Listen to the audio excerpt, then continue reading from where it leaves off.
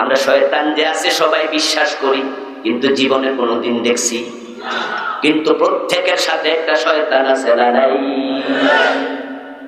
এবার বলুন তো, শয়তান আপনাকে দেখে কিনা? শুধু আপনাকে দেখে তা নয়, বিশ্বনবী বলেন না, শয়তান ইয়াজরি মিনান নাসি মাজরাদ দাম। তোমার দেহে রক্তকণিকা যেভাবে চলাচল করে, শয়তান আল্লাহ ক্ষমতা দিছে সে ওভাবে দেহে চলাচল করতে পারে। সে 24টা ঘন্টা তোমার পিছনে লেগে আছে, কেমনে তোমার দিন থেকে বের করে নিয়ে যাবে। তাই রাতে মানুষ যখন ঘুমায়, শয়তান তার একবারে নাকের ভিতরে ঢুকে খাইসুমে, একবারে নাকের ছিদ্রের উপরে এসে বসে তাকে কুমন্ত্রণা দিয়ে বাজে স্বপ্ন দেখায়া যুবকদের গোসল ফরজ করাইয়া সারে। কুমন্ত্রণা দেয়। ফজরের টাইমে আজান যখন হয়, আজানের শব্দ শোনার পরে ঘুম কমে না বাড়ে। সে আপনার মাথার মাঝে হাত বুলায়, পায়ের তলায় তেল মালিশ করে দেয়, ঘুমা আরো। এখন এই বুদ্ধিমান শয়তান, বিচক্ষণ শয়তান, আপনি তার জন্য 10% রেখে দিলেন। ইসলামে 90%, শয়তানের জন্য 10%। ইসলামে ঢুকলেন 50%, শয়তানের জন্য বাকি 50। ইসলামে ঢুকেছেন 60, শয়তানের জন্য 40। শয়তান যদি 1-2% পায়, সে খুশিতে গদগদ হয়, কারণ সে জানে তোমার 90% ভিতরে আছে, 10% আমার হাতে আছে। এমন জোরে ধরে টান মারবো, ও 90% ছুটাইয়া ইমান কেড়ে নিয়া কাফের বানাইয়া দেব।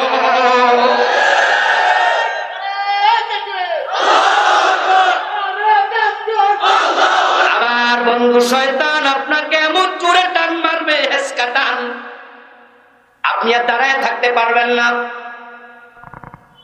সুপারি গাছে উঠতেছেন, আপনার বোঝা উচিত। আপনি আম গাছে, জাম গাছে ওঠেন না, সুপারি গাছে উঠছেন। আম গাছে ওঠার সময় একটু উঠার পর একটা ডালা পাওয়া যায়, একদিকে গেছে। 1-1.5 হাত পরে আরেকটা পাওয়া যায়, আরেক দিকে গেছে। তার উপর আরেকটা পাওয়া যায়, ধরা যায়, ঠ্যাংটা রাখে একটু জিরানো যায়, রেস্ট নেওয়া যায়। কিন্তু সুপারি গাছে এই জাতীয় কোন সিস্টেম। সুপারি গাছ যত পিচ্ছিল, জান্নাতের পথ আরো বেশি পিচ্ছিল। সতর্ক না হলে তুমি বসত খেয়ে পড়ে যাবে। এই জন্য আল্লাহ তাআলা আমাদের বড় হিতাকাঙ্ক্ষী, তিনি বলেন, ও ঈমানদারেরা, ইসলামে পরিপূর্ণ প্রবেশ করো। পরিপূর্ণ প্রবেশ না করলে নিরাপদে জান্নাত পর্যন্ত পৌঁছতে পারবা না। ইন্নাহু লাকুম আদুউম মুবিন। তোমাদের জান্নাত থেকে ফিরাইয়া জাহান্নামে নেয়ার একটা শত্রু আছে না নাই? ওই শত্রুর নাম কি? শয়তান, ইবলিস। আমার বন্ধু, তার জন্য কোন অংশ রাখা যাবে না। ইসলামে সবটা ঢোকাতে হবে। গ্রীষ্মকাল যখন আসে, মশার উপদ্রব বাড়তে থাকে। মশা থেকে বাঁচার জন্য আমরা মশারিতে ঢুকি না? আচ্ছা, মশারিতে ঢোকার পরে যদি আপনি পুরাটা দেহ মশারির ভিতরে ঢুকায়া শুধু হাতটা বাইর করে রাখলেন অথবা পাটা বের করে রাখলেন, মশা আপনার হাত পাইয়া খুশি না বেজার? মশা মশারির চারপাশে ঘুরে ঘুরে দেখে আপনার দেহের কোন অংশ বাহিরে আছে কিনা। যদি মশা দেখে হাতটা বাহিরে, বাকি পুরাটা মশারির ভিতরে থাকুক, মশার আপত্তি নাই।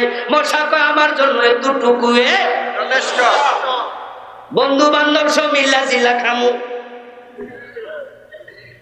আপনার হাতের মাঝে মশা বসে যদি আপনাকে এবার কামড় দেয়, দেহের বাকি অংশ ওই মশার জীবাণু সংক্রমিত হওয়ার সম্ভাবনা আছে না নাই? তাই মশার জীবাণু থেকে বাঁচতে চাও, পুরা বডি মশারির ভিতরে ঢুকাও। তোমার দেহের একটু অংশ বাহিরে থাকবে, বাকি অংশ মশারির ভিতরে ঢুকে কোনো লাভ নাই।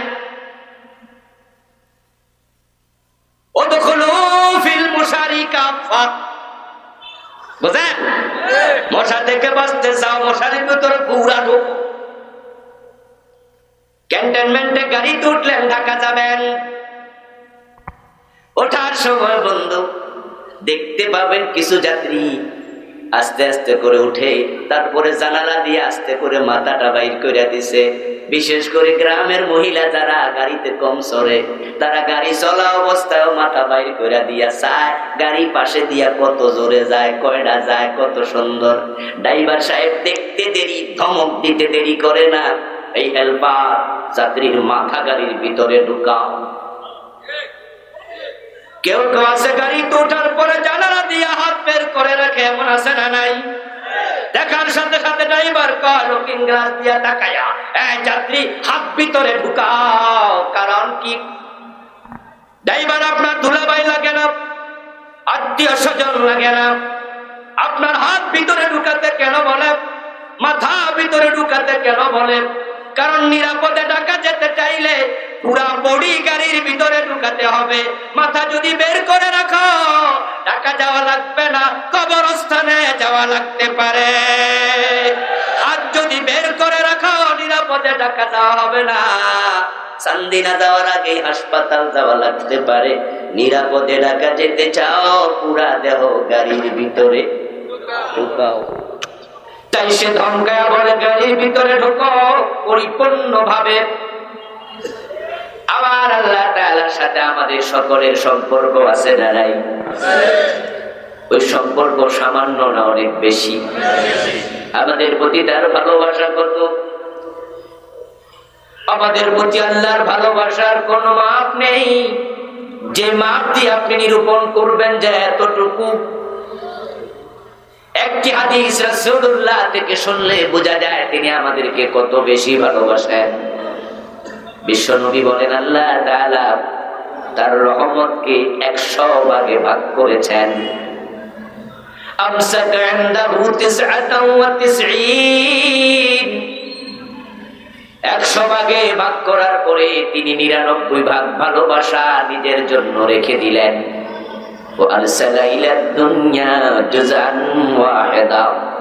তামাম পৃথিবীর সব মাখলুকের জন্য 1 ভাগ ভালোবাসা দিলেন। فمن ذلك الجزء يتراحم الخلائق حتى ترفع الدابة حافرها من ولدها خشية أن تصيبه।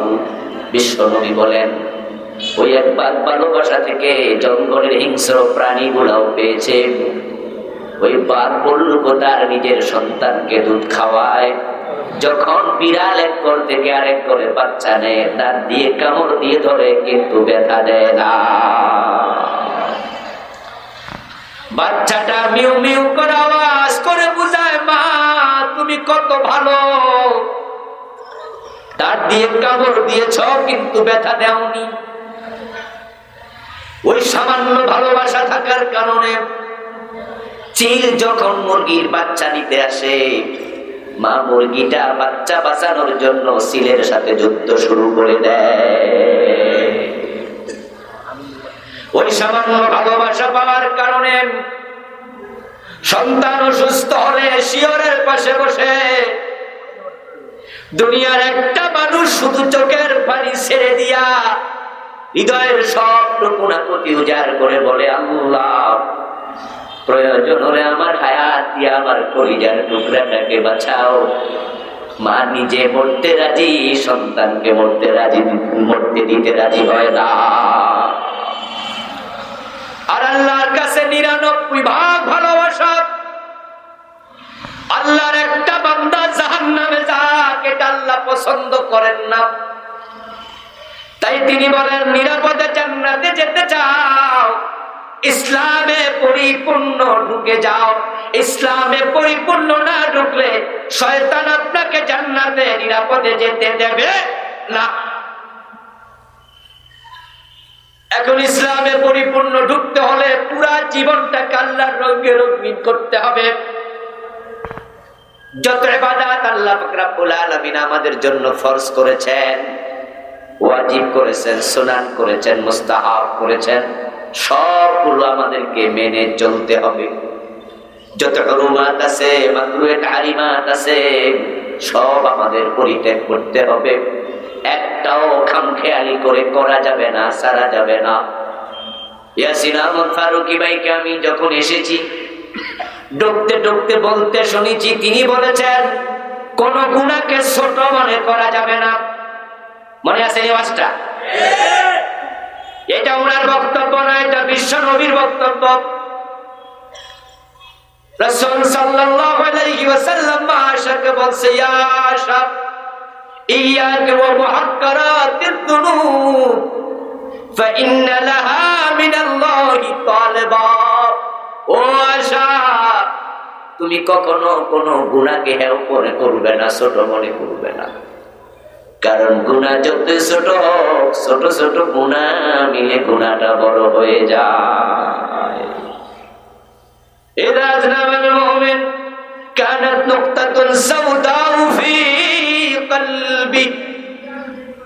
যখন কোন ব্যক্তি গুনাহ করে তার কলবের মাঝে একটা কালো দাগ পড়ে।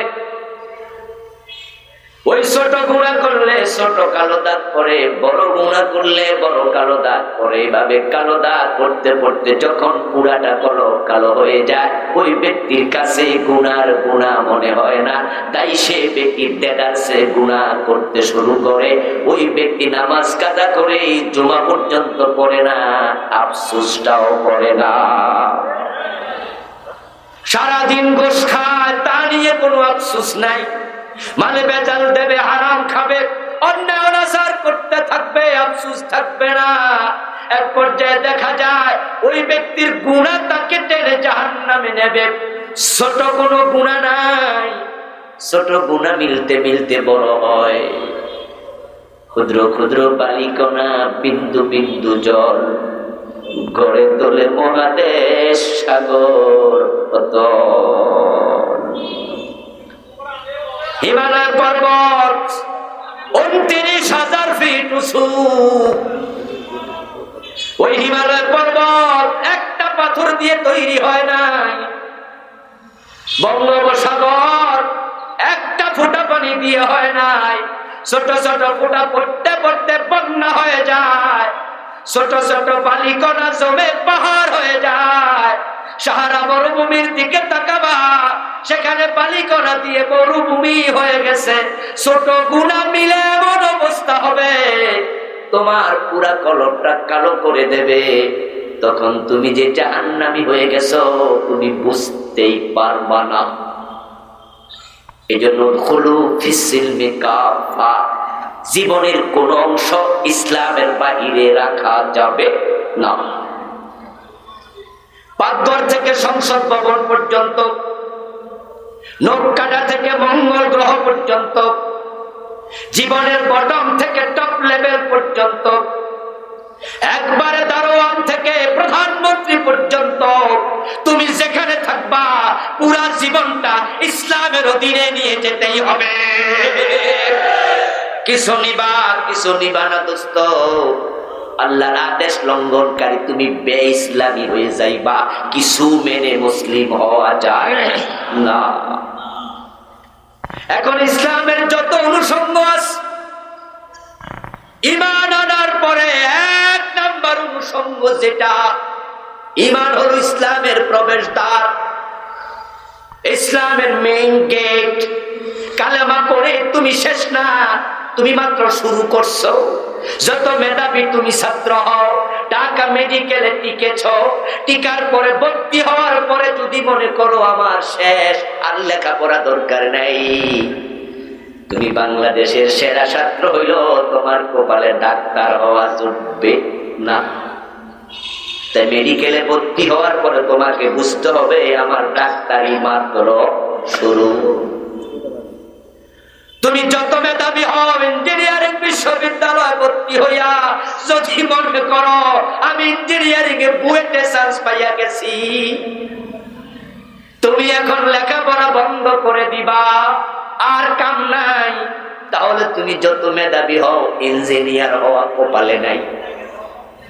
তুমি কালেমা পড়ে যদি মনে করো আমার কাম তো শেষ, গাঁজা টানে বিড়ি খায়, নামাজ নাই, রোজা নাই, প্রশ্ন যদি করে জান্নাতে কি যাইবা না, তখন কয় মুছে তো কত আগে তেল দিছি, কাঁঠাল খাবো জান্নাতে কষ্ট যেন না লাগে, যাইবা কেমনে নামাজ কালাম তো নাই, আমার পীর বাবা আছে। আছেন আমার মুক্তার, আছেন আমার ব্যারিস্টার, বিচারের হাইকোর্টে তিনি আমায় করবেন পার। আমি পাপী, তিনি জামিনদার। টুনটুনা টুনটুন দোতারা বাজাচ্ছে এমন একদল লোক আছে এক ওয়াক্ত নামাজ পড়ে না, জুমাটাও পড়ে না, কিন্তু মুসলমান পরিচয় দিচ্ছে। না রে ভাই, কালেমা পড়ে তুমি মুসলমান নয়, মাত্র প্রবেশ করেছ। এখন ইসলামে প্রবেশ করার পরে প্রথম কাজ নামাজ। নামাজ নামাজ হলো তোমার ইসলামের পরিচয়, তোমার ঈমানের পরিচয়। প্রথম কর্মটা হবে নামাজ।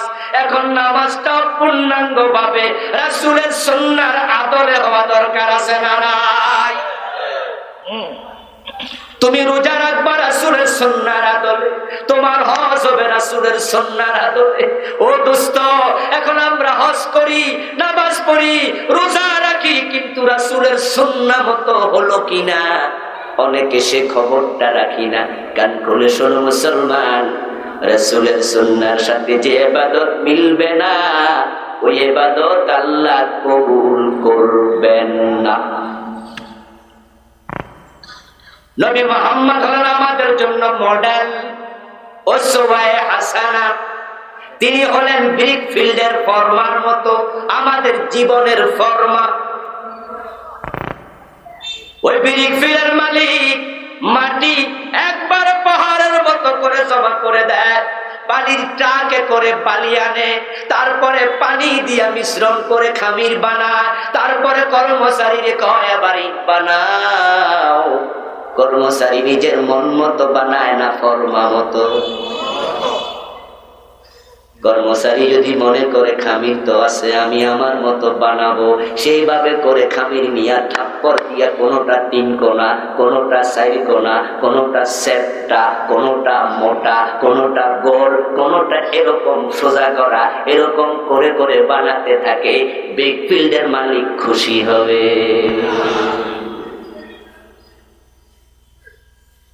মালিক বলবে আমার মাটি নষ্ট করছো, আমার বালি নষ্ট করলি, আমার খামির নষ্ট করলি।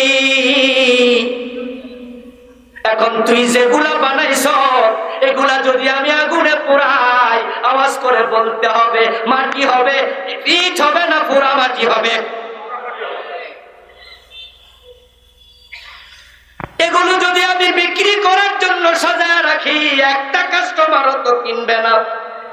তুই এগুলা কি করলি? তুই নিজের মন মতো কেন বানাই? মাস শেষে তোরে কথা ছিল আমি 20,000 বেতন দেব, কিন্তু যেই কাম তুই করছ এখন তুই বেতন পাইবি না, থাপ্পড় খাইবি। কথা বলে না কেন? তাহলে মন মতো বানাইতে পারবা না।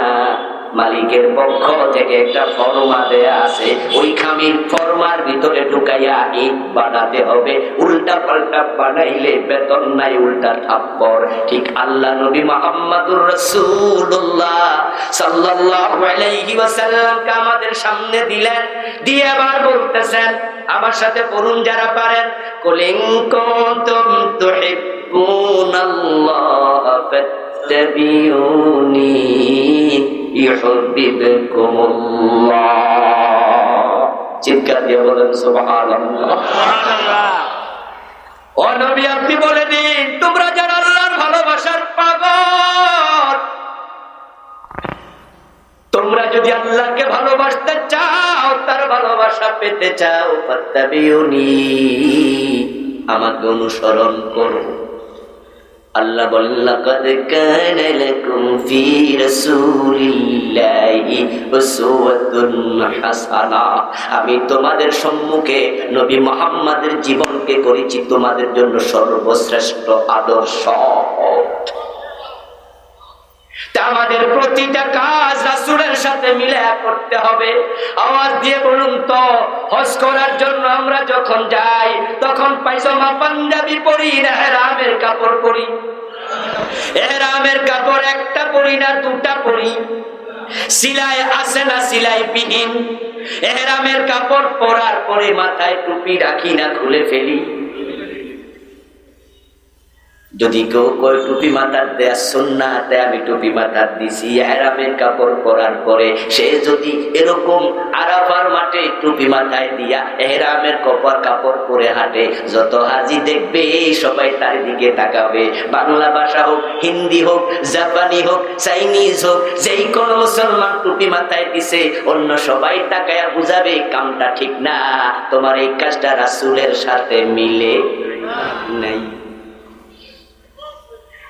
যদি আরাফার মাঠে সে সিলাইওয়ালা কাপড় পরে পাঞ্জাবি গায়ে দিয়ে লাব্বাইক আল্লাহুম্মা লাব্বাইক বলে, পাবলিক বলবে কিরে তুই হজ করতে আইছস নাকি? কয় হ্যাঁ আমি ইহরাম বেঁধেছি। তাহলে তোর ইহরামের কাপড় কই?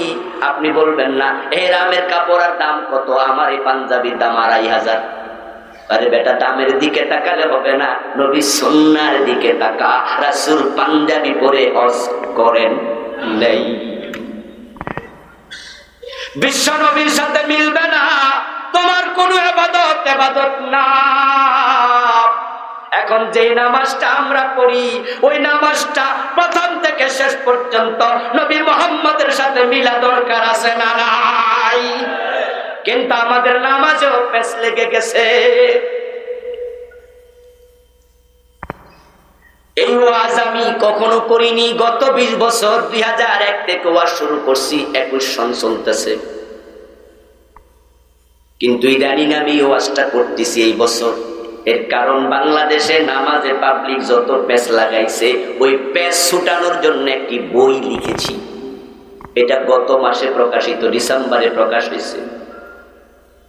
এই বইয়ের মাঝে আমি তুলে ধরার পরে এই ওয়াজ এখন শুরু করেছি। এই কারণে করেছি, এমন কিছু ভুল আমরা করতেছি যেগুলো নবী মুহাম্মদ যেগুলো করেন নাই।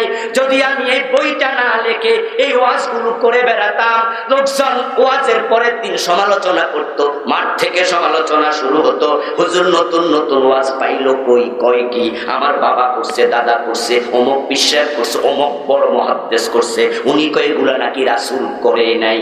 তাই এটা নিয়ে ফিতনা তৈরি হওয়ার আশঙ্কা ছিল।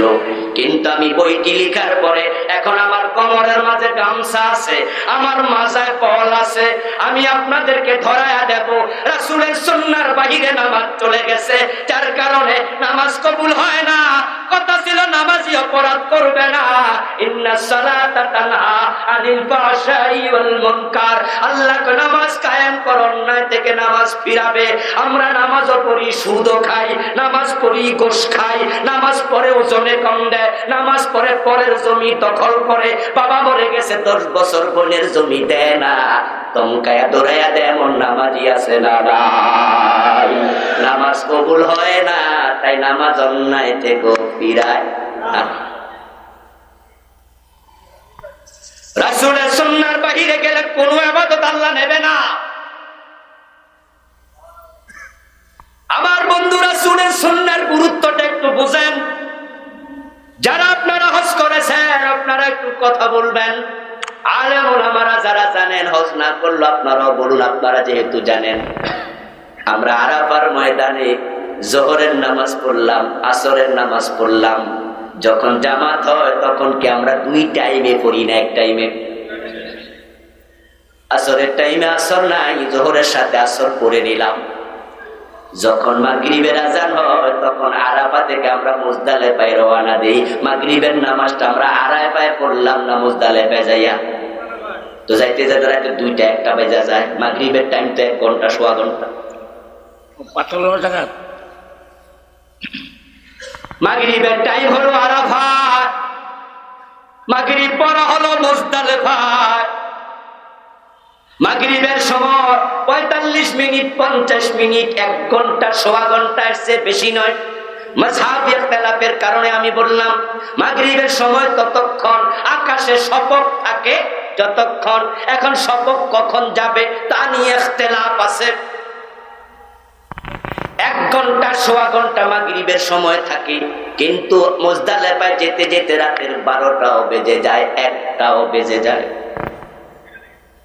কেউ তো কোনোদিন বলেনি মাগরিবের নামাজটা কাজা করলা কে রে, বরং আমরা সবাই বলি মাগরিব আরাফায় পড়া যাবে না, মাগরিব আরাফার সীমা, তারপরে পার হইয়া মুজদালিফার সীমায় তোমার যাইতে যদি রাতে 3টাও বাজে, তোমাকে সেখানে গিয়ে পড়তে হবে, কারণ নবী মুহাম্মদ মাগরিব মুজদালিফায় পড়ছে, আরাফায় পড়ে নাই। তুমি টুপি মাথায় দিয়া ফরজগিরি করো, সুন্নাহর দাবিদার, ইহরামের কাপড় পরে টুপি খোলো কেন? রাসূল খুলেছে, তিনি যা করে সেটা ইসলাম, ঠিক না? তুমি যা করো এটা ইসলাম না, তুমি ইসলামের কে? তো পীর সাহেব হুজুর যা করে এটা ইসলাম না, আমার বাবা যা করে এটা ইসলাম না, বড় হুজুর যা করে এটা ইসলাম না, নবী মুহাম্মদ যা করেছে এটার নাম হলো ইসলাম। এর বাইরে যাইবা ইবাদত কবুল হবে না। এখন নামাজের মাঝে আমরা আজকে যে পেজগুলো আছে কিছু ছুটাইয়া দেব, বাকিটা রেখে যাব, বই পড়ে পড়ে ছুটাতে হবে। নামাজ কবুল হোক এটা আমাদের সকলের ইরাদা থাকতেই হবে, কারণ নামাজ জান্নাতের চাবি, চাবি যদি সংগ্রহ করতে না পারো জান্নাতের দরজা খুলবা কি দিয়া? আমরা পেজ লাগাই দিছি আজানে, পেজ লাগাইছি নামাজে। বাংলাদেশের কত জায়গা পাওয়া যায় আজান আল্লাহু আকবার দিয়া শুরু করে না, দুরূদ দিয়া শুরু করে, এমন আছে না নাই? আজানের আগে বলা হচ্ছে আসসালাতু ওয়াসসালামু আলাইকা ইয়া রাসূলুল্লাহ, আছে কিনা? অথচ বিশ্ব নবী সাহাবারা আজান শুরু করতেন আল্লাহু আকবার দিয়া। আল্লাহর হাবিব মদিনায় হিজরত করে আসলেন, এশারের নামাজের পরে সাহাবায়ে কেরামকে নিয়ে মিটিং ডাকলেন, বৈঠকে বসলেন। আমরা নামাজের সময় হলে মানুষকে ডাকতে চাই, কিভাবে ডাকবে বলো? একজন সাহাবী পরামর্শ দিলেন, ইয়া রাসূলুল্লাহ, যখন নামাজের সময় হবে আমরা ঘন্টা ধ্বনি বাজাতে চাই, পাবলিক বুঝবে নামাজের সময় দৌড়ায় আসবে। রাসূলুল্লাহ বলেন পছন্দ হলো না। আরেকজন বলে, ইয়া রাসূলুল্লাহ, আমরা সিংহা ফু দিতে চাই, মানুষ বুঝে দৌড়ায় আসবে। রাসূল সাল্লাল্লাহু আলাইহি সাল্লাম বলেন পছন্দ হলো না, যাও যাও বাড়ি চলে যাও, ভাবতে থাকো, পরামর্শ পরে দিও। সবাই বাড়ি চলে গেল। আব্দুল্লাহ ইবনে যায়েদ নামে একজন সাহাবী বলেন, আমি ভাবতে ভাবতে ঘুমায়া গেলাম, স্বপ্নে দেখি আল্লাহর এক বান্দা ঘন্টা হাতে নিয়ে হেঁটে যায়, পিছন দিয়ে ডাক দিলাম, ও আল্লাহর বান্দা, এই ঘন্টাটা বেচবা নাকি? আল্লাহর বান্দা বলে, এটা কিনে তুমি কি করবা? আমি বললাম, নামাজের টাইম হলে পিটাবো। ও আল্লাহর বান্দা বলে, সে ভালো কিছু শিখাবো নাকি?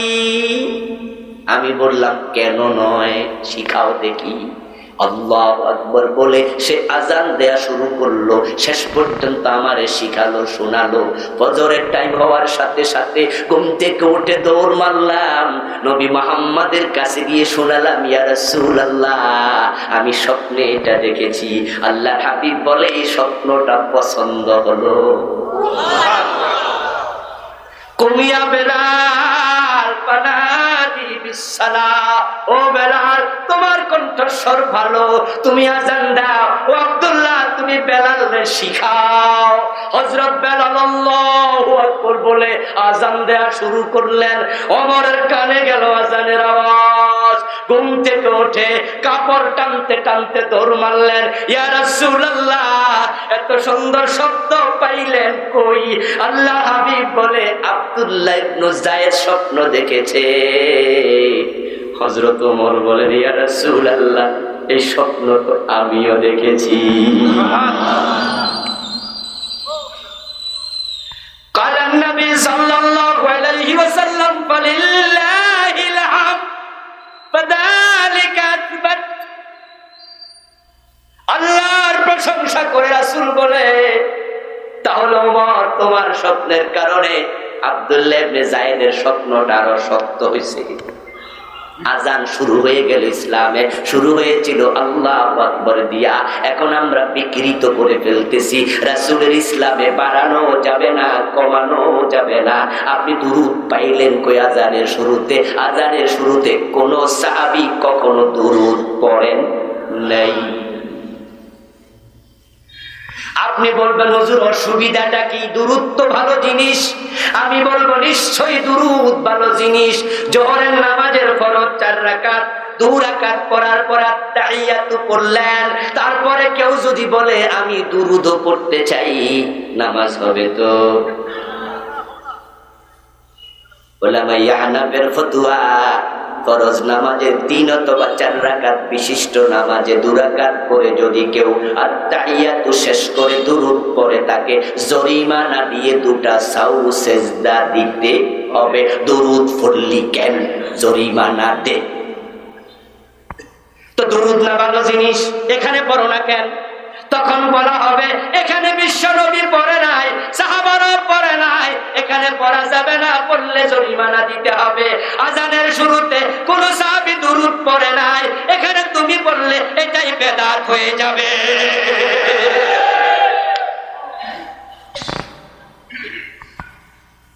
এখন আজান মুয়াজ্জিন দেয়, আমরা কি করব? রাসূল বলে ফাকুলু মিসলা মা ইয়াকুলুল মুয়াজ্জিন, তোমরা যারা আজান শুনবা, মুয়াজ্জিন যা বলে তোমরাও তাই বলবা। আজানের জবাব দেওয়ার নিয়ম ইসলামে আছে না নাই? এখন আজানের জবাবের মাঝেও আমরা পেশ লাগাইছি। মুয়াজ্জিন বলে আল্লাহু আকবার, আমরা বলবো আল্লাহু আকবার। মুয়াজ্জিন বলবে লা ইলাহা ইল্লাল্লাহ, আমরাও তাই বলবো, ঠিক না? তাকুলু মিসলা মা ইয়াকুলুল মুয়াজ্জিন, মুয়াজ্জিন যা বলে তোমরাও তাই বলো। কার আদেশ? নবী মুহাম্মাদের, ঠিক না? এখন মুয়াজ্জিন বলে আশহাদু আন্না মুহাম্মাদার রাসূলুল্লাহ, আমাদের কি বলা উচিত? এই যে পেশ লাগিয়া যাচ্ছে, উত্তর কিন্তু 2 রকম। রাসূলের বক্তব্য ফাকুলু মিসলা মা ইয়াকুলুল মুয়াজ্জিন, মুয়াজ্জিন যা বলে তোমরা তাই বলো। তা আপনি সাল্লাল্লাহু আলাইহি সাল্লাম পাইলেন কই? মুয়াজ্জিন তো এটা কয় নাই।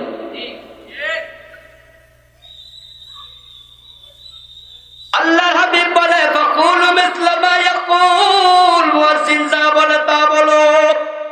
কথা বুঝেন? মুয়াজ্জিন যা বলে তা বলো। এখন আপনি কোন সাল্লাল্লাহু আলাইহি ওয়াসাল্লাম পাইলেন কই?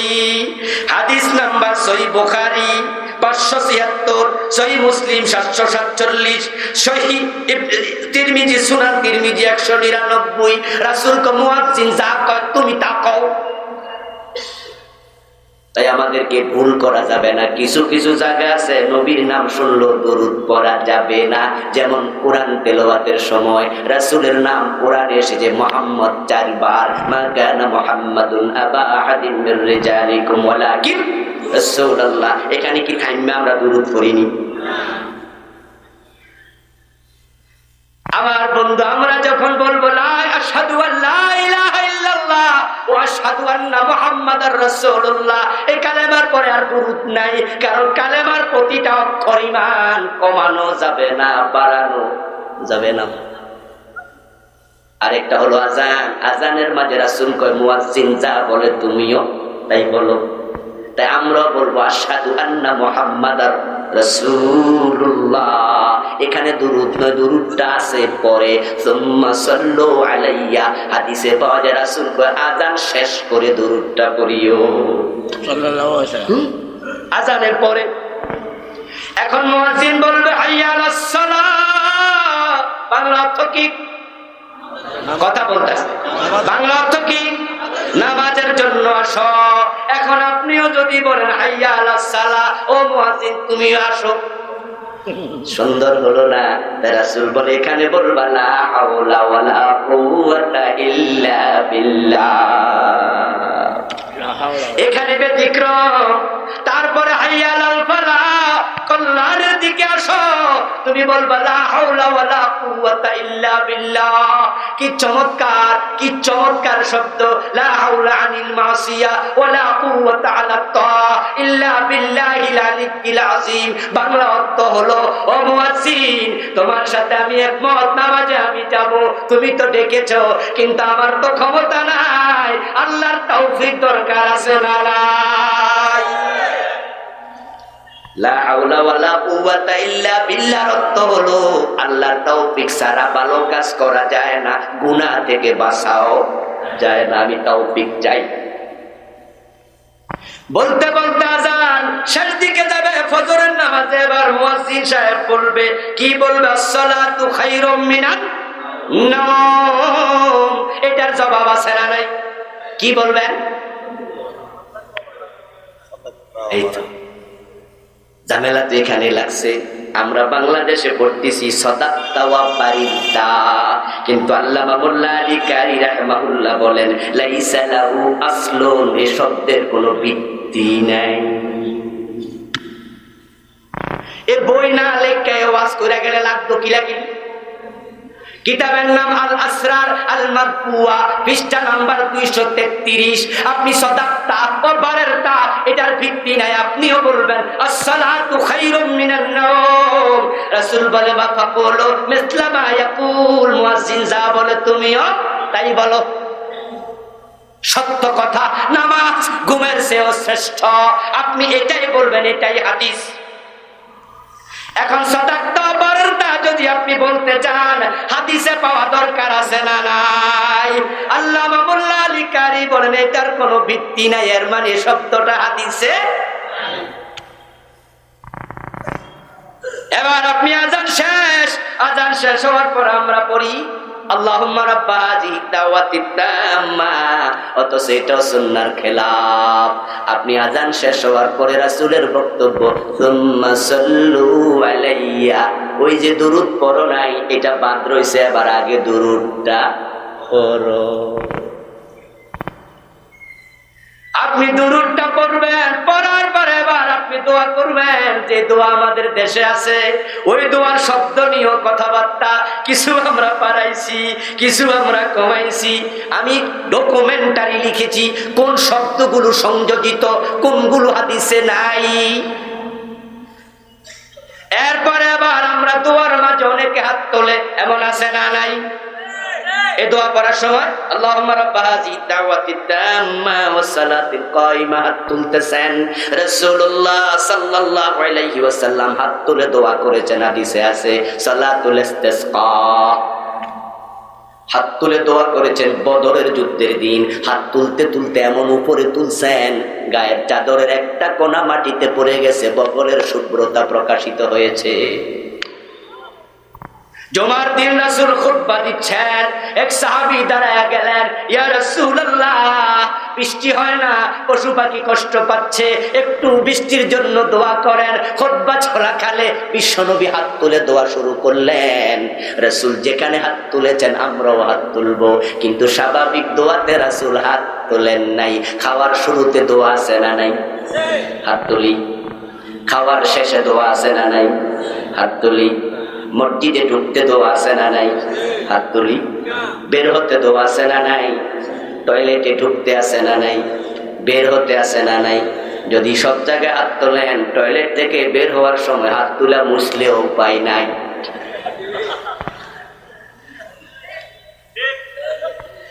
রাসূল আল মাযুরাতে হাত তোলেন নাই। স্বাভাবিক দোয়া, গাড়িতে উঠতে দোয়া, গাড়ি থেকে নামতে দোয়া আছে কিনা? ঘর থেকে বের হতে দোয়া আছে না নাই? আমরা কি বারবার হাত তুলি নাকি? কারণ রাসূল তোলেন নাই, আমরাও তুলবো না। রাসূল যেখানে ছাড়েন নাই, আমরাও ছাড়বো না। এবার নামাজে দাঁড়াবেন। নামাজে দাঁড়ানোর সময় এবার লাগছে আরেক কেস। সেটা হলো বাংলাদেশের অধিকাংশ মানুষের নামাজ শুরু হয় যে দোয়াটা দিয়া, এটার নাম হলো মুসল্লার দোয়া।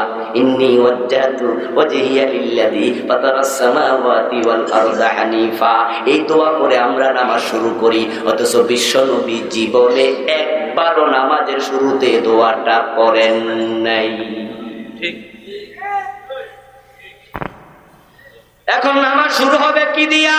রাসূলুল্লাহর বক্তব্যে হাদিসে আমি এনেছি, আল্লাহ হাবিব বলেন তাহরিম ওয়া তাকবীর ওয়া তাহলিল ওয়া তাসলিম। নামাজ শুরু হবে তাকবীরে তাহরিমা দিয়া, আল্লাহু আকবার দিয়া। ইন্নী ওয়াজ্জাহতু রাসূল পড়েছেন মাঝে মাঝে, তবে তাকবীরে তাহরিমা বাদা পরে। তিরমিজির হাদিস আছে, পরে পড়েছেন। তারপরে এবার কি হবে? তারপরে আমাদের দেশে হবে না ওয়াইতু আনুসাল্লিয়া লিল্লাহি তাআলা। এই দোয়া পড়তে পড়তে বন্ধু ইমাম সাহেবের দেখা যায় 3-5 আয়াত শেষ, আপনি তাকবীরে উলাই মিস করে ফেললেন। মক্তবে যদি এই দোয়া আমরা না পারছি, হুজুর ফিরে আমরা তুলে লাইছি না হয় তোমার লাইগা, ঠিক না? অথচ নিয়তের সম্পর্ক মুখের সাথে না অন্তরের সাথে? কথা বলুন, নিয়ত কই থাকে? মানুষ কয় না তোর মন খারাপ, এবারে তোর নিয়ত খারাপ। নিয়ত কই থাকে? নিয়তের সংজ্ঞা কি? মুআজ্জামুর রাশিদ কিতাবে আছে, নিয়ত হলো আব্দুল কালবে ইলাল ফাইল, কাজের প্রতি মনের চূড়ান্ত সিদ্ধান্তের নাম হলো নিয়ত। মনে মনে ইরাদা করলে এটাই নিয়ত হয়ে গেছে, মুখে বলার কোনো প্রয়োজন আর নাই। এখন বন্ধু ইমাম সাহেব বসে আছে, মুয়াজ্জিন বসে আছে, কিছুক্ষণ পরে এবার একামত শুরু। এখন একামতে আপনি কখন দাঁড়াবেন তা নিয়েও পেছ লেগে গেছে। কোন কোন মসজিদে দেখা যায় শুরুতে খাড়াইয়া যায়, কোন মসজিদে দেখা যায় মাঝখানে দাঁড়ায়, কোন মসজিদে হাইয়া আলাস সালাহ বললে দাঁড়ায়, কোন মসজিদে কাদ কামাতিস সালাহ বললে দাঁড়ায়। এমন সিস্টেম আছে না নাই? যদি আপনি হাইয়া আলাস সালাহ বললে না খাড়াইয়া বইয়া থাকেন কাদ কামাতিস সালার লাইগা, তাহলে বড় চোখ দিয়া কয় এটা কেডা। আবার যদি আপনি শুরুতে দাঁড়াইয়া যান, হুজুর কয় এখন বসো, পরে খাড়াইও। অথচ এই বিষয় বিশ্ব নবীর কোন বক্তব্য পাওয়া যায় না। একটা হাদিস পাওয়া যায়, লা তাকুমু হাত্তা তারাউনি। রাসূলুল্লাহ বলেন, ও আমার সাহাবারা, তোমরা দাঁড়ায় দাঁড়ায় অপেক্ষা করো না, হাত্তা তারাউনি কাদ খারাজতু। সহিহ বুখারী হাদিস নাম্বার 637, সহিহ মুসলিম হাদিস নাম্বার 604। এগুলো নতুন কোন ওয়াজ না, ওই বুখারী মুসলিমের মাঝে আছে। ঝামেলাটা হইছে আমরা হাদিসের কিতাব বাদ দিয়া উস্তাদ ফিরের অনুসরণ শুরু করেছি। হুজুর কইছে, হুজুর দেখছে, আমিও তাই। মসজিদে গিয়ে আপনি দাঁড়াবেন না, সুন্নাহ পড়বেন 2 রাকাত, ঢুকে বসবেন না, বসা নিষেধ। আপনি ঢুকবেন কমপক্ষে 2 রাকাত পরে বসবেন। قال النبي صلى الله عليه وسلم إذا دخل أحدكم المسجد فلا يجلس حتى يصلي ركعتين। তোমাদের কেউ যখন মসজিদে ঢুকবে সে যেন 2 রাকাত না পড়ে বসে না। ডাইরেক্ট নিষেধ করে দিলেন। একজন সাহাবী জুমার দিন আসলো, রাসূল খুতবা দিচ্ছে, সে এসে বসে গেল। বিশ্বনবী তারে প্রশ্ন করলেন, আসাল্লাই। খুতবা বন্ধ করে খুতবার মাঝখানে বলে আসাল্লাই। সহিহ বুখারীর riwayat, এ মিয়া তুমি কি নামাজ পড়েছো 2 রাকাত? সে বলে না। রাসূল বলে, কুম ফাসাল্লি রাকাতাইন সুম্মা ইজলিস, আগে দাঁড়া, 2 রাকাত পড় বেটা, তারপরে বল। এক হাদিসে বললেন তোমরা কেউ করবা না, আরেক হাদিসে দেখা যায় একজন বসে গেছে, হেরে দাঁড় করাইয়া পড়াইছে। তাহলে আপনারাই বলুন তো 2 রাকাতের গুরুত্ব আছে না নাই? কিন্তু আমাদের কোনো কামও নাই, কাজও নাই, ঢুকে বইয়া থাকে।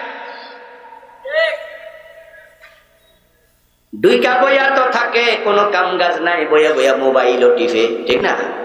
পোলাপান তো মসজিদে বইয়া ফেসবুকও চালায়, আস্তাগফিরুল্লাহ। সুন্নাহ পড়লো না, গল্প করতেছে। তারপরে হুজুরও কয় এখন বসেন, সুন্নাহর সময় দেয়া হবে, আস্তাগফিরুল্লাহ। রাসূল কয় বইও না, এই কই পরে সময় দিমু। এখন আপনি কখন দাঁড়াবেন? দাঁড়ায় দাঁড়ায় অপেক্ষা করলে ইমামের অবমাননা হয়। সবাই বলতে ইমাম বাধ্য নয়, এটা শৃঙ্খলার কারণে মানে। ইমাম মসজিদের নেতা, উনি 1 মিনিট 2 মিনিট পরে পড়ানোর অধিকারও তার আছে। কিন্তু আপনি দাঁড়ায় দাঁড়ায় একবার গরির দিকে চায় আর একবার হুজুরের দিকে চায়, হুজুর কইরে কেন? হুজুরের কি টয়লেটে একটু দেরি হইতে পারে না? হুজুর 2 মিনিট দেরিতে আসছে, চেহারা কালো হয়ে গেছে। অথচ হাদিসে পাওয়া যায় এশারের নামাজের সময় সাহাবাগণ মসজিদে বসে আছেন, বিশ্ব নবী আসেন না। তারা বসতে বসতে জিমাচ্ছে, সুন্নাত পড়ে জিমাচ্ছে। হযরত বেলাল রাসূলের কাছে গেলেন, হুজরার বাহিরে বলেন, ইয়া রাসূলুল্লাহ, সাহাবারা তো জিমাইতেছে। আল্লাহর হাবিব বের হলেন, বের হয়ে তিনি বলতেছে, লাউলা আন আশুক্কা আলা উম্মতি লা আখারতুল ইশা ইলা সুলুসিল লাইল। আমার উম্মতের জন্য যদি কঠিন হয়ে না যেত, তাহলে এশারের নামাজের হুকুম আমি দেরিতে পড়তাম। রাতের 1/3 প্রথম ভাগের শেষ দিকে নিয়ে যেতাম।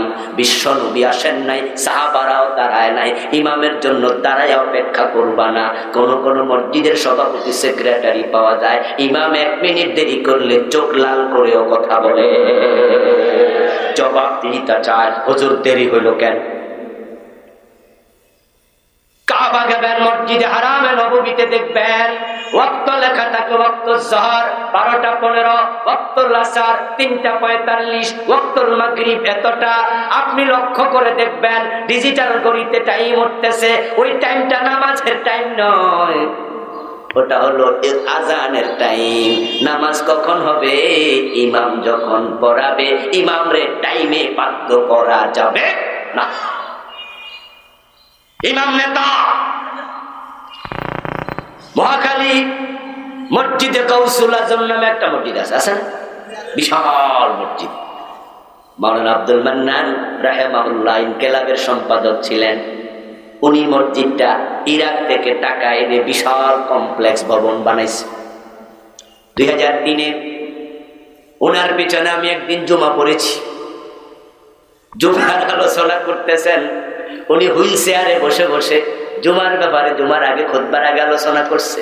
আলোচনা করতে করতে দেখা যাচ্ছে 1:30টার কাছাকাছি আলোচনা থামায় না। তো ওনার সামনে কোন ভদ্রলোক গরিব দিকে তাকাইতেছে বারবার।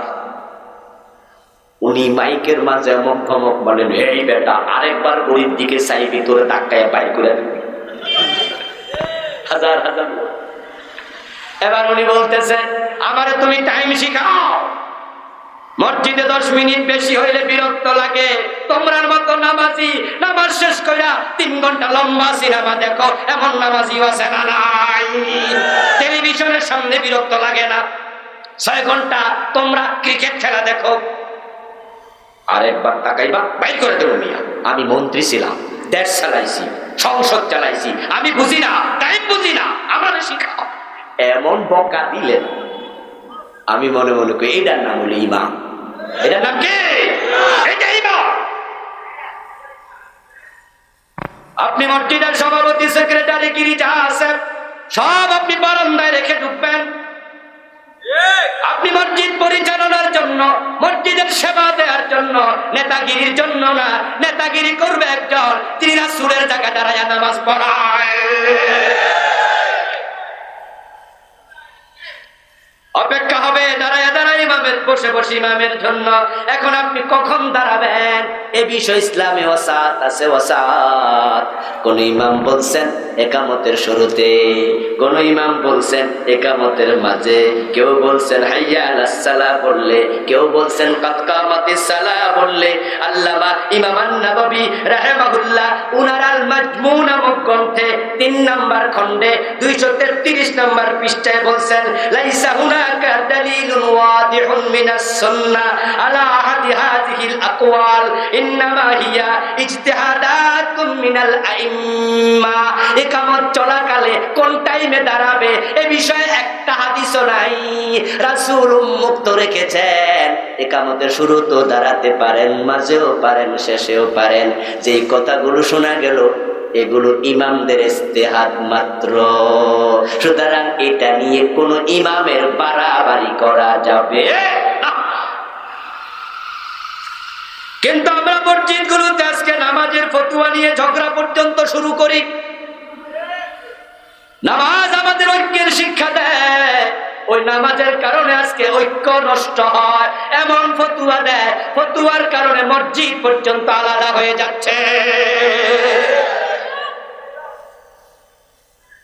এখন আমাদের কিছু ভাইয়েরা নাম দিছে আহলে হাদিস মসজিদ, বাংলাদেশে আছে না নাই? ওই মসজিদ গুলো দেখলে বড় কষ্ট পায়। আহলে হাদিস তো মসজিদ হওয়ার কথা নয়, হানাফির মসজিদ হওয়ার কথা নয়, মসজিদ তো কার? আন্নাল মাসাজিদ লিল্লাহ, মসজিদ তো আল্লাহর। এখন আহলে হাদিস মসজিদ হলো, কালকে হানাফি হবে, পরশু মাইজভান্ডারি হবে, পরে দেওয়ানবাগি হবে। এইভাবে আলাদা হয়ে যেও না। মুসলমান আলাদা হয়ে গেলে তাদের শক্তি কমে যাবে।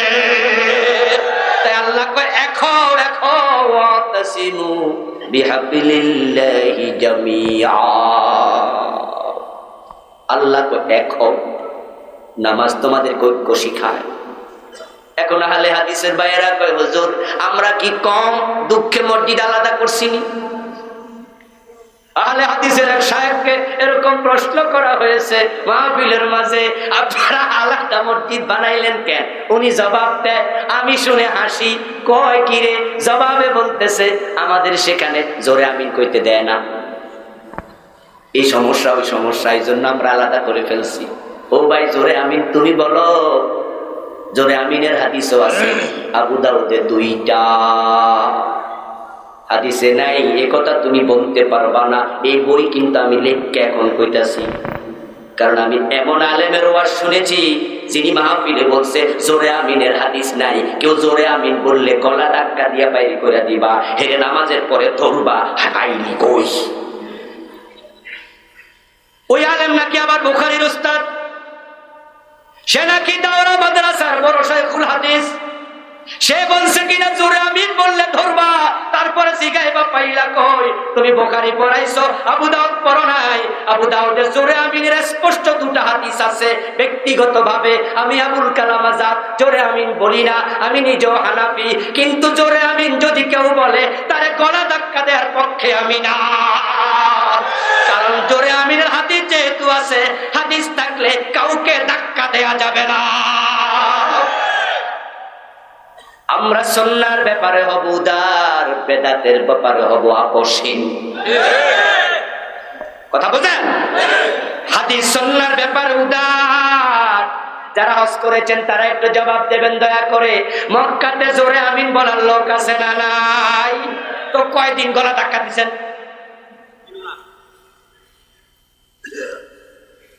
কে অধিকার আপনাকে দিল গলা ধাক্কা দেবেন? ও বেটা আবার কয় যেহেতু তোমরা ধাক্কা দিবা আমরা মসজিদ আলাদা করলাম। আশ্চর্য আজ আপনার এলাকায় হানাফি যেমন ধরেন, এই মসজিদ হানাফি, কিন্তু আপনাদের বুড়ির সঙ্গে আহলে হাদিস লোক আছে না নাই? ও কি এই বাজারে আসরের টাইমে খরচের জন্য আইতে পারে না? মাগরিবে পারে না? তো মাগরিবের নামাজটা মসজিদে পড়লো, ইমাম কওয়ালা দলিন, ওই বেটা তো জোরে আমিনের লোকে তালে তালে কইয়া লাইছে আমিন। এখন তো এর পাশের জন মনে মনে ফুলতাছে, সালাম ফিরিয়া দৌড় মতরে। কারণ গত সপ্তাহে হুজুর কইয়া গেছে পাইলো কই হেরে দৌড়বেন। নামাজিরে ধরার চিন্তা তোমার মনে ওই হুজুর ঢুকাইছে।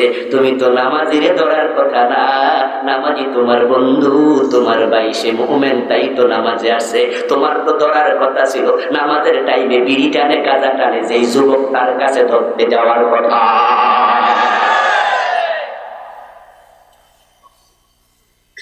তুমি তো বেনামাজিরে ধরতে যাইবা, আয় বেটা মসজিদে আয়।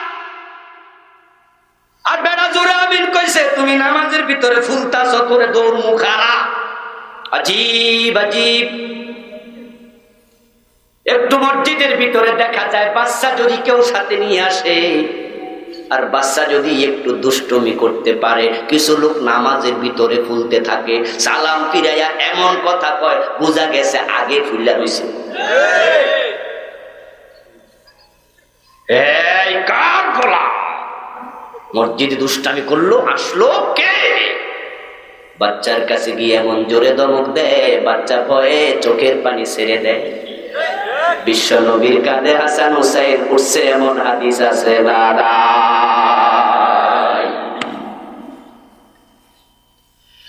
দুই ভাই একসাথে উঠতো, রাসূল সেজদায়, দুইজন একসাথে কান দুইটা বইয়া থাকতো। জয়নবের মেয়ে উমামা রাদিয়াল্লাহু তাআলা আনহাকে রাসূল কোলে লইয়া নামাজ পড়েছে। সেজদায় রুকুতে যাওয়ার সময় নামায়া দিত, সেজদা থেকে উঠে আবার কোলে লইয়া নামাজ পড়তো। রাসূলের ডিস্টার্ব হয় না, তুই নাকি কান দুইটা বইয়া থাক, ধমক দেয় না। আর তুমি এমন জোরে ধমক দিছো, ওই বাচ্চা ভয় পাইয়া গেছে। অথচ 7 বছর বয়স থেকে সাথে করে নামাজের ট্রেনিং দেয়া লাগবে, হাদিস আছে না নাই? 10 বছর বয়সে প্রয়োজনে পিটায় নামাজ পড়াতে হবে, এমন অনুরোধ, এমন ওয়ার্ডার রাসূলের আছে না নাই? তোর সাথে নিচে 7 বছর 8 বছর পোলাপান একটু দুষ্টমি না হয় করছে, এমন দমক দিছে। পরের দিন বাপে কয়, কইরে আব্দুল্লাহ মসজিদে চল। পোলা কয়, আব্বা লাল দাড়িওয়ালা থাকলে যাইতাম। উনি যে দমক দিছে আজকে পাইলে মারবো। এই জন্যই তো মসজিদ যুবক শূন্য হয়ে যাচ্ছে, ঠিক না? হযরত টাইমে সালাম ফিরে দেখবা যে কয়জন জামাতে সবার দাড়ি পাকা, যুবক নাই, সব ঘুমাচ্ছে। যুবকের সংখ্যা বড়ই কম। কথা ছিল আপনি মসজিদে যাওয়ার সময় প্রয়োজনে চকলেট পকেটে নিয়ে যাবেন। বাচ্চা দুষ্টমি করুক আমরা চাই না, নামাজে ডিস্টার্ব করুক আমরা চাই না। যদি করে ফেলে দুষ্টামি, মাথায় হাত বুলাইয়া কপালে চুমু দিয়া কোলের সাথে জড়াইয়া বলবেন, তুমি কত ভালো, তুমি মসজিদে আসো, একলা চকলেট তোমারে দিলাম, কালকে যদি দুষ্টমি না করো চকলেট পাইবা 2টা। আমার বন্ধু বাচ্চা পরের দিন আসবে, আনন্দে আসবে, বাপে ডাকা লাগবো না। হে বাপের কইব, বাবা নামাজে যাইবা না, ওই যে চকলেট। বরং সে চকলেটের জন্য মসজিদে এসে চুপ থেকে প্রতিযোগিতা করবে, আমি 2টা মিস করব না। অন্য বাচ্চা দুষ্টামি করতে চাইলেও আজকে দুষ্টামি করবে না, নামাজও শিখবে, দুষ্টামিও কমে যাবে। কথা ছিল তুমি পজিটিভ হইবা, বরং এমন আচরণ করে বাচ্চারাই মসজিদে আসে না। এমন আচরণ করে ফতুয়ার কারণে মুসলিম সমাজে ভাঙ্গন ধরে গেছে। এখন এই নামাজে কিভাবে দাঁড়াবেন? আর তাহিয়াতুর সময় আঙ্গুল কিভাবে তুলবেন? নামাজে দাঁড়ানোর পরে চোখ কোথায় থাকবে? সেজদার জায়গায় বটে, কিন্তু তাশাহুদের সময় চোখ কোথায় থাকবে? তাশাহুদের বৈঠকে আঙ্গুল কিভাবে রাখবেন? 2 সেজদার মাঝখানে কি দোয়া আছে? সামি আল্লাহু লিমান হামিদা বলে দাঁড়ায় না, ডাইরেক্ট রুকুতে চলে যায়। 2 সেজদার মাঝখানে সোজা হয়ে বসে না, এমন মুসল্লি আছে না নাই? কিন্তু দোয়া আছে, দোয়াগুলো জানেও না, পড়েও না, চলছে এবড়ো থেবড়ো নামাজ, যার কারণে এই নামাজ অন্যায় থেকে ফিরাতে পারে না। 12টা পার হয়ে গেল। অসংখ্য মাসাইল আলহামদুলিল্লাহ আমি এই বইতে সংগ্রহ করেছি।